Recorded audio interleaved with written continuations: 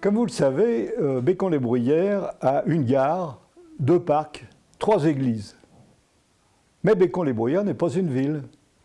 Tout juste un quartier aux frontières imprécises et dont le nom est devenu le symbole d'une banlieue incertaine et reculée. J'habite les Vallées depuis mon enfance et je croyais bien connaître ce quartier de Bécon-les-Bruyères. Mais j'ai voulu en savoir plus sur cette transformation. Et c'est le résultat de cette petite enquête que je veux vous livrer aujourd'hui sous cette question « Bécon-les-Bruyères, mythe ou réalité ?» La réponse étant bien entendu les deux, mon général. D'abord, quelle est l'origine de ce lieu-dit ?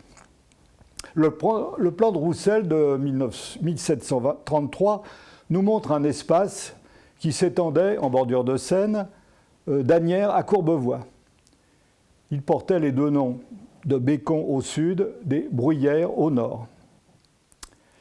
Bécon, c'est un château, peut-être bâti sous Charlemagne, et dont le nom pourrait venir d'un mot saxon, Bécon, B-E-A-C-O-N, qui signifie phare, un phare terrestre. Ça aurait été un édifice servant à prévenir les invasions vikings. Alors les Bruyères, ce sont des terres qui ont fait l'objet d'ailleurs de longs procès entre leurs propriétaires religieux et les paysans qui les cultivaient. C'est un espace d'abord boisé, puis couvert de cultures et de vignes, avec des moulins et sans doute quelques fermes, qui étaient traversés par le grand chemin en bordure de la Seine qui allait de Nanterre à Saint-Denis. Paradoxalement, c'est le chemin de fer qui, en coupant cet espace en 2, au début du XIXe siècle, l'a réuni en un quartier sous le nom de sa gare, Bécon-les-Bruyères. Alors les Bruyères, bien sûr, ont disparu, sauf peut-être dans les jardins, mais Robert Belleret, dans un petit livre consacré à ce quartier, défend leurs souvenirs. Comment refuserait-on aux Bruyères de Bécon d'être les métaphores d'une mémoire banlieusarde ? S'inquiète-t-on du muguet du bois de Chaville ? Je note d'ailleurs que si plusieurs communes françaises portent le nom de ces fleurs, comme par exemple Bruyères-sur-Oise ou Bruyères-le-Châtel, un seul village se nomme Bécon, Bécon-les-Granites, entre Nantes et Angers, qui est connu pour ses carrières. C'est donc le chemin de fer qui est à l'origine de Bécon-les-Bruyères. Et ce quartier, depuis l'ouverture de sa gare en 1892, n'a cessé de se développer, de se transformer. Notre enquête doit donc d'abord commencer en rappelant ce qui a disparu, notamment son château, ses usines, ses cinémas et aussi son terrain de football. Le château de Bécon, donc, est d'origine incertaine, comme je vous l'ai dit. Il a été plusieurs fois démoli et reconstruit dans l'histoire, ainsi par l'architecte Jean-Jacques Huvet à la fin du XVIIe siècle.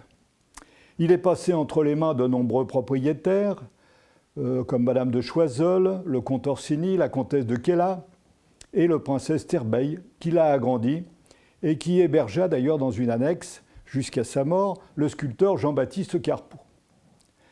Lors de la Commune, le château a été l'objet d'un furieux combat entre les Versaillais et les fédérés. Il a été laissé à nouveau en ruine, de même d'ailleurs qu'en 1943, lorsqu'il y aura des bombardements. Il a été acquis par la villa de Courbevoie, il a été définitivement rasé en 1957, il n'en reste plus que les caves, le grand escalier et l'orangerie, ainsi que le fronton de la caserne Charras lorsqu'elle est devenue un centre commercial. On y trouve également les 2 pavillons de l'exposition universelle de 1878 qui ont été conservés. Le développement de l'industrie a marqué Bécon-les-Bruyères, comme l'ensemble de Courbevoie et de toute la banlieue d'ailleurs. Et la brochure officielle qui concerne cette commune, qui a été écrite en 1906, ne consacre pas moins de 25 pages à la description de ces entreprises et commerces. Il y a des usines de carrosserie, des automobiles, de la métallurgie, des blanchisseries, de la parfumerie, des produits pharmaceutiques, de l'alimentation, papeterie et imprimerie, industrie du bois et du cuir, tapisserie, etc. Alors il est sûr qu'un bon nombre de ces entreprises courbevoisiennes étaient situées dans le quartier de Bécon-les-Bruyères, même si nous n'avons plus trace aujourd'hui. Alors je rappelle quand même que les deux bombardements de l'aviation américaine, les 15 septembre et 31 décembre 1943, ont terriblement endommagé le quartier, les usines, la gare, les immeubles et les pavillons. En ce qui concerne les usines, nous retiendrons seulement 3 des plus importantes et des plus connues. Guerlain, Delage et Hispano-Suiza. Guerlain, le grand parfumeur, avait créé donc une parfumerie à Paris, rue de Rivoli et rue de la Paix. Il y avait ouvert de nombreuses boutiques et il a installé son usine en 1894 à Bois-Colombes, rue du Parc. Ensuite, la destruction lors des bombardements de 1943 a provoqué son départ à Courbevoie. De l'autre côté des voies de chemin de fer, une nouvelle usine a été construite entre 1950 et 1952, rue Hulbach. Elle est actuellement, je crois, désaffectée. Delage, maintenant, était d'abord situé à Levallois-Perret. Il s'est installé en 1912, boulevard de Verdun à Courbevoie, et il a produit ces voitures célèbres aux moteurs prestigieux, aux carrosseries luxueuses, et il s'imposait aussi bien dans les courses que dans les concours d'élégance. Mais Delage a fini par faire faillite, l'usine a été démolie et remplacée par des immeubles de bureaux. La commune de Courbevoie, actuellement, y installe le village Delage, qu'elle veut être un éco-quartier à taille humaine. Enfin, Hispano-Suiza, c'est une société qui a été créée en 1901 à Barcelone. Elle a ouvert en 1911 des ateliers à Levallois-Perret qu'elle a transportés à Bois-Colombes en 1914 sur des grands terrains qui étaient proches de la gare de marchandises de Bécon. Elle va bénéficier du développement de l'aéronautique, construire des moteurs performants et participer ainsi à la victoire de 1918. Entre les deux guerres, elle a continué à sortir des véhicules de luxe tout en poursuivant ses productions pour l'armement. Elle sera elle aussi sinistrée par les bombardements alliés. Après la guerre, Hispano-Suiza a été absorbée en 1968 par la SNECMA qui est devenue aujourd'hui Safran, et elle a finalement fermé ses portes en 1999 pour donner place au parc des Bruyères. Alors on pourrait rappeler le souvenir de bien d'autres entreprises qui a connu Bécon-les-Bruyères, comme Berliet, Cadom, Schum, etc. Bon, comme vous le savez, elles ont heureusement été remplacées par des sociétés du tertiaire, des bureaux et des sièges sociaux. Mais Bécon-les-Bruyères n'a pas seulement perdu ses usines. L'avènement de la télévision a également chassé de ce quartier ses 2 cinémas.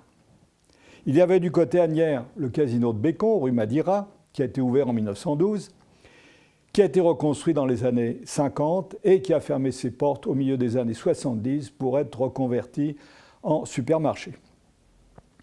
Du côté Courbevoie, il y avait le Bécon Palace, avenue Gallieni, qui a été ouvert au début des années 20 et qui proposait des spectacles aussi bien de music-hall que des films.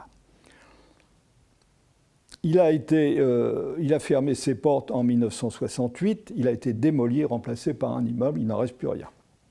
Le dernier cinéma, c'est la Belgance, qui a été labellisé Arrêt Essai et qui a pris la suite de La Lanterne, qui était un cinéma de la Maison des Jeunes et de la Culture, boulevard Saint-Denis.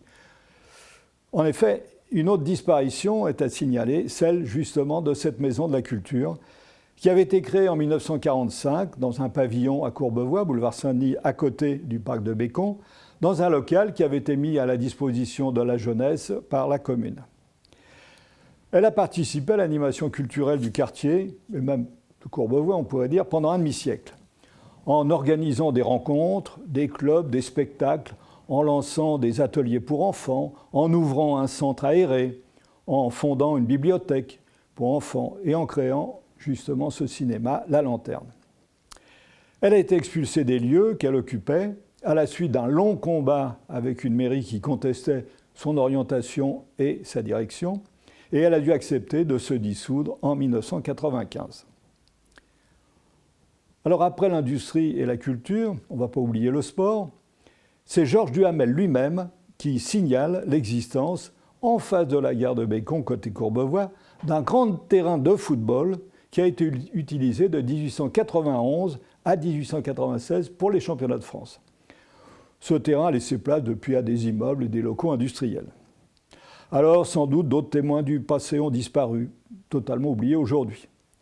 Nous allons voir maintenant ceux qui ont survécu. Alors, il y a d'abord celle qui a donné ce nom au quartier, la gare de Bécon-les-Bruyères. D'ailleurs, on peut dire que pour se sentir vraiment appartenir à ce quartier, il faut prendre le train tous les matins à cette gare. Elle a été construite du côté Asnières, mais sur un terrain qui appartenait à Courbevoie. Elle comporte, conformément au modèle habituel de la gare de banlieue, elle comporte un corps principal avec un étage surmonté d'une structure avec une horloge et 2 ailes. Elle vient d'être protégée aujourd'hui par tout un ensemble de verre, acier et bois. Du côté de Courbevoie, il y avait un abri des voyageurs, une petite gare, qui là a laissé place cette fois-ci à un nouveau bâtiment. Alors le passage souterrain de la gare a été rénové et surtout, maintenant, une vaste passerelle permet de relier les deux communes. Alors à côté de cette gare de voyageurs existait, comme on l'a dit, une gare de marchandises, côté Bois-Colombes, longtemps active, qui va laisser place aujourd'hui donc à la station intersection entre les voies actuelles vers Versailles et Saint-Germain et le futur métro de Paris qui fait le tour de la capitale. Sont également visibles les 3 églises du quartier.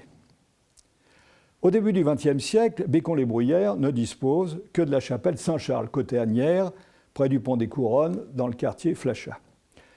C'est un petit édifice qui existe toujours, au mur en briques, à la charpente métallique revêtue d'un petit toit en tuiles, qui a été construit sur un terrain qui a été donné par 2 veuves, dont Madame Tricotel. Tricotel, c'est le célèbre fabricant de treillage décoratif qui habitait dans le quartier Flachat. Cette chapelle est aujourd'hui prêtée à l'Église orthodoxe de Serbie. Alors, cet édifice étant devenu trop petit, une donatrice a offert un terrain, côté Courbevoie, cette fois rue Armand-Sylvestre, dans un quartier qui était alors en plein développement. Et l'architecte Julien Barbier y a construit de 1907 à 1911 une église de style néo-roman avec un grand Christ étendant ses bras sur la façade. Cette église s'appellera Saint-Maurice de Bécon en souvenir du fils de la donatrice. Et pour répondre encore une fois à la demande des fidèles, une 3e église va être édifiée par l'architecte Vimont sur un terrain côté Asnières, entre la rue des Bourdonnais et la rue des Bruyères. Elle a été construite entre 1960 et 1964. Elle comprend une nef unique en bois et béton armé, un clocher pyramidal, ainsi qu'une vaste crypte. Et on y a ajouté en 1970 un presbytère. Alors, pour finir avec les bâtiments, il faut signaler l'école primaire de la rue du Kiela, qui a été fondée il y a plus d'1 siècle et qui est toujours en activité. Alors, malgré ces progrès de l'urbanisation, Bécon-les-Bruyères a pu conserver de nombreux espaces verts, qui nous rappellent un peu son origine campagnarde. Son territoire est notamment encadré à chaque extrémité par 2 beaux parcs, le parc du château de Bécon à Courbevoie et le parc des Bruyères à Bois-Colombes. Par ailleurs, de nombreux squares sont présents, les squares Sylvain, Gilbert Thomas, côté Asnières, et puis un autre parc des Bruyères, côté Courbevoie. Il faut signaler enfin la promenade verte, à côté Bois-Colombes, qui a été créée sur l'ancienne voie de raccordement entre Bécon et Colombes. Et à ces espaces verts publics s'ajoutent bien entendu tous les petits et grands jardins qui ont su résister à la fièvre immobilière et qui agrémentent le quartier. Alors une fois ce décor planté, il nous faut maintenant essayer de rencontrer les personnages qui y vivent, qui habitent Bécon-les-Bruyères, quelle vie y mène-t-on ? Pour répondre à ces questions, nous avons la chance de pouvoir lire un petit livre de Robert Belleret, qu'il a consacré à ce quartier dans les années 50, mais qui est encore valable aujourd'hui. Robert Belleret est né en 1946, rue Balzac, donc à Bécon, côté Asnières. Lancé dans le journalisme au Progrès de Lyon, il est devenu reporter, puis grand reporter au Monde, pour lequel il va parcourir les 5 continents. À partir de 1996, il écrit plusieurs biographies, Léo Ferré, Jean Ferrat, Édith Piaf, Charles Aznavour, Paul Bocuse. Et c'est en 2002 qu'il va, dans un ouvrage intitulé « Les Bruyères de Bécon », raconter son enfance dans ce quartier, au sein d'une famille nombreuse, mais fauchée, mais heureuse. Sa présentation de Bécon-les-Bruyères est pleine d'humour. Voilà ce qu'il en dit. Une gare de triage pour voyageurs, un lieu-dit, un hameau urbain, une fosse commune à cheval sur Trois-Vrais. Les frontières et les zones d'influence de ce territoire quasiment onirique relèvent du pifomètre et de l'arbitraire. Bécon devant être considéré comme un pur microcosme, dont la rue Balzac, épicentre d'une minuscule comédie humaine, pourrait, par postulat égoïste, être le cœur et dont Paris a le privilège d'être la proche banlieue. Et il va évoquer ainsi tout un monde plein de vie qui anime le quartier. Une concierge emblématique, une mémé confiture, un vieil oncle militant, son père, un ouvrier plein de fantaisie, sa mère, quelques popsters, et les familles populaires qui s'entassent dans les vieux immeubles, pendant que les petits bourgeois vivent dans des beaux pavillons avec des jardins. Puis il y a les voisins, les commerçants, les cafés. C'est tout un passé qui ressurgit. La galerie des anonymes qui ont peuplé sa jeunesse. Un voyage enchanteur, raconté avec souci du détail, sincérité et joie de vivre. Une sorte de gloire de mon père à la mode banlieusarde. Un second auteur, Dominique Fabre, né à Paris en 1960, a pris lui aussi notre banlieue comme territoire d'inspiration. Voici ce qu'il en dit. Le lieu n'a rien de particulier, donc on peut tout y mettre. C'est un peu chez moi. Enfin, un faux chez moi.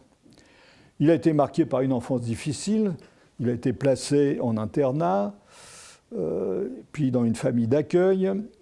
Son père était absent. Il a vécu avec sa mère et sa sœur dans un HLM de la banlieue. Et il donne, dans notre quartier où il a vécu, une vision là beaucoup plus grise que celle de Robert Belleret.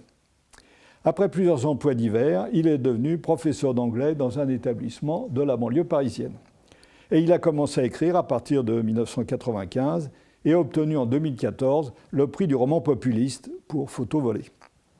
Et sa douzaine de romans retrace pour la plupart la vie ordinaire, la vie quotidienne, dont les écorchures rythment l'existence des laissés pour compte. Dans mon quartier, qu'il a publié en 2002, Dominique Fabre met à jour, dans le triangle des gares de Bécon, Asnières et Bois-Colombes, tout un mélange d'histoires, des histoires banales, sans beaucoup de liens entre elles, qui forment quand même la geste d'un quartier populaire avec sa brasserie, son cabinet médical, son agence immobilière, son cinéma, ses appartements qui donnent soit sur la Seine, soit sur les voies de chemin de fer, son magasin de fleurs. Alors on y voit des personnages divers qui flottent, partent, reviennent, se rencontrent, se quittent, retrouvent des vieux souvenirs. Ce sont les gens anonymes qui forment pourtant le cœur vivant du quartier. Un second livre de Dominique Fabre, aujourd'hui, qui vient de paraître, début 21, raconte cette fois l'histoire d'un homme mûr qui revient à Bécon où il a laissé un ami malade enfermé chez lui. Bécon où il a passé son enfance, bien entendu. Et à cette occasion, il revoit ce quartier plein de souvenirs, la gare, les cafés, le square Gilbert Thomas avec son kiosque à musique, les immeubles où il avait habité. Il y retrouve des amis, renoue les fils d'une histoire ancienne. Mais l'essentiel, finalement, c'est de revivre avec ce retour au quartier de Bécon, ce qui fait encore le fond d'une existence.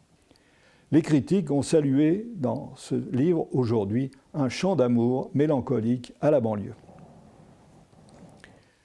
Alors Dominique Fabre a certainement été inspiré dans les romans que nous avons cités par Emmanuel Bove, le troisième auteur qui a écrit sur Bécon-les-Bruyères.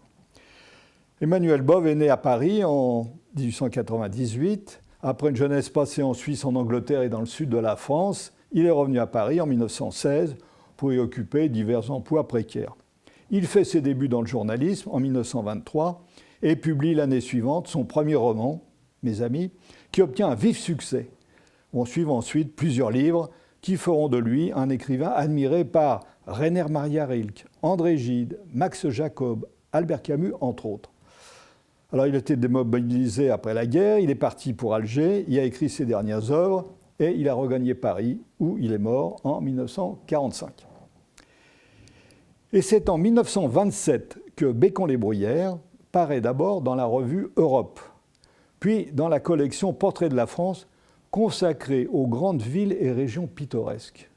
Alors le choix de Bécon-les-Bruyères suscite l'étonnement, voire la critique. Toutefois, cet ouvrage est rapidement épuisé, quelques mois après sa sortie.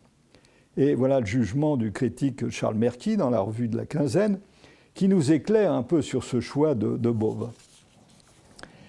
Il semble bien, en effet, qu'il y ait là une gageure, car l'endroit n'a aucun intérêt, ni au point de vue historique, ni au point de vue pittoresque, si l'on s'en rapporte du moins au texte de l'auteur. C'est une localité quelconque des environs de Paris, où il y a des rues, des maisons, et c'est tout. Alors écrire même une simple plaquette sur un sujet aussi insignifiant est un véritable tour de force. Et nous trouvons que M. Emmanuel Bove s'en est très agréablement tiré. Et tout l'art de l'auteur est en effet de nous révéler derrière l'ordinaire le merveilleux que nous ne savons plus voir. Et effectivement, ce que nous montre Bove est extraordinairement banal, car, dit-il, Bécon-les-Bruyères existe à peine. Mais, grand reporter, Emmanuel Bove va s'efforcer d'étudier en détail ce quartier, le paysage ingrat, les habitants presque absents, leurs habitudes, leurs distractions, tout en aboutissant à la conclusion paradoxale que rien de différent ne retient l'attention.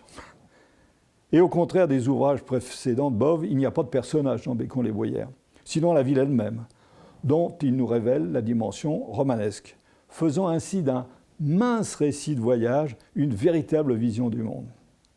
Et comme les livres de Dominique Fabre, qui s'en sont inspirés, le Bécon-les-Bruyères d'Emmanuel Bove baigne dans une ambiance étrange et nostalgique. Et la disparition de cette ville est même envisagée. Alors face à toute cette littérature quelque peu mélancolique, nous trouvons tout de même un monologue comique de Richard récité en 1900 par Eugène Lemercier, La prise de Bécon-les-Bruyères, et d'autres chansons légères sont nées plus tard, en 1956, le cambriolage de la villa de Bécon-les-Bruyères, en 1957, bal à Bécon-les-Bruyères, et en 1976, habitants de Bécon-les-Bruyères. Alors si sa place est vraiment réduite, comme on l'a vu aussi bien dans la réalité que dans la littérature, Bécon-les-Bruyères a pourtant un privilège particulier, celui, tout en faisant sourire, de servir de référence. Le nom d'abord est un sujet de plaisanterie facile. On parle de Bécon-les-Gruyères, de Bécon-les-Moringues, de Bécon-les-Amours.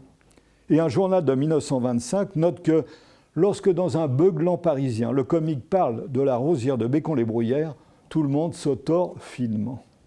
D'où la remarque pleine d'humour d'Emmanuel Bove, plusieurs fois Bécon-les-Bruyères a songé à demander dans quel ministère il faut se rendre pour faire supprimer légalement une ou deux syllabes de son nom. Par ailleurs, ce quartier est devenu le symbole de la petite commune banlieusarde, d'une banalité et d'une médiocrité affligeante.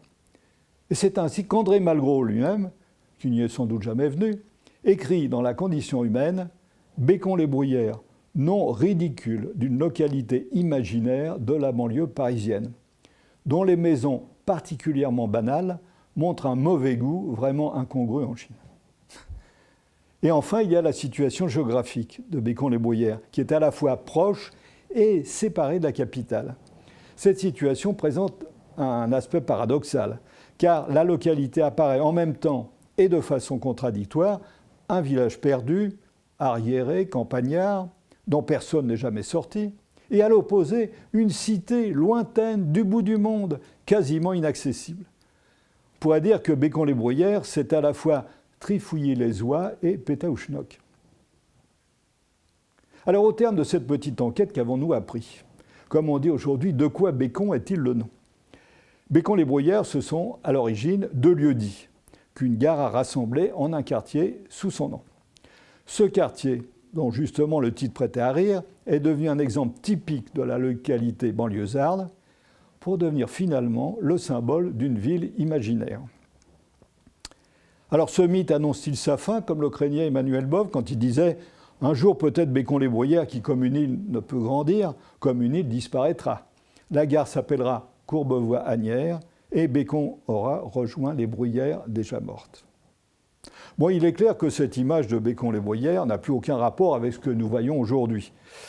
Le mythe est devenu son fondement réel, et il n'est plus utilisé que par facilité, et il semble heureusement passer de mode. Bécon-les-Bruyères fait aujourd'hui partie de la métropole Grand Paris. Et notre crainte serait plutôt que ce quartier ne perde ce que l'on appelle encore l'aspect village. Eh bien non, Bécon-les-Bruyères n'est pas mort et sa gare va conserver son nom. En effet, une nouvelle gare, comme je vous l'ai dit, est en construction sur le métro, qui doit faire le tour de Paris, en interconnexion avec les voies qui traversent Bécon-les-Bruyères en direction de Versailles et de Saint-Germain. Et c'est aujourd'hui que cette gare va abriter le quartier gare de Bécon-les-Bruyères, dont une récente étude nous donne une description très précise qui achève bien le portrait que nous venons de tracer. Ce quartier, d'après ce rapport, ce quartier est défini comme le territoire compris dans un rayon de 800 mètres autour de la future gare, c'est à peu près la surface que nous venons d'étudier. C'est un quartier dense en population, on y compte 35 000 habitants, dense en emploi aussi, ce qui est très important, à l'habitat diversifié et contrasté, au cadre végétatif développé, à la dynamique démographique forte, aux ménages aux revenus élevés et surtout en constante évolution. Alors voilà bien des atouts pour assurer l'avenir de ce quartier. Bécon-les-Bruyères n'est plus un mythe, mais, sans renier son passé, une réalité bien vivante et pleine de promesses.